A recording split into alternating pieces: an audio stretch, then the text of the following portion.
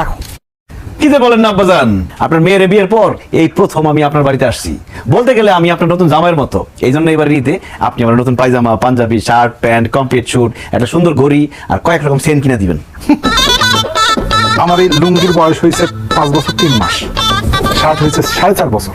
হ্যাঁ, তোমার এই যে যারে শাশুড়ি বলো, তার শাড়ির বয়স হয়েছে কমপক্ষে 5 বছর। তোমার নতুন জামাই বললে আমার শার্ট, প্যান্ট, পাজামা, পাঞ্জাবি কমপ্লিট দিব কেন? তুমি কে কে কে কে? কারণ আব্বা সব শ্বশুরাই তার জামাইয়ের ঈদের মধ্যে নতুন পায়জামা, পাঞ্জাবি, শার্ট, প্যান্ট, কমপ্লিট শুট দেয়। এই জন্য আপনি দিবেন। সবাই দিতে পারে, আমি তোমার একটা সুতাও দিব না। যাও যাও যাও যাও। আপনি আমার শ্বশুর, আপনার কাছ থেকে নতুন পায়জামা, পাঞ্জাবি, শার্ট, প্যান্ট, কমপ্লিট শুট পাওয়া আমার অধিকার। আপনি আমাকে আমার অধিকার থেকে বঞ্চিত করতে পারবেন না চৌধুরী সাহেব। যাও চৌধুরী সাহেবের কাছে যাও।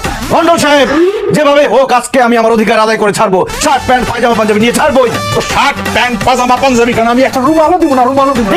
না দেবো না। জামাই বাদ দাও, ওনার সাথে চিলাপাল্লা করে কোনো লাভ নেই। হ্যাঁ, বোঝাও তো। একটা কিপটা মানুষ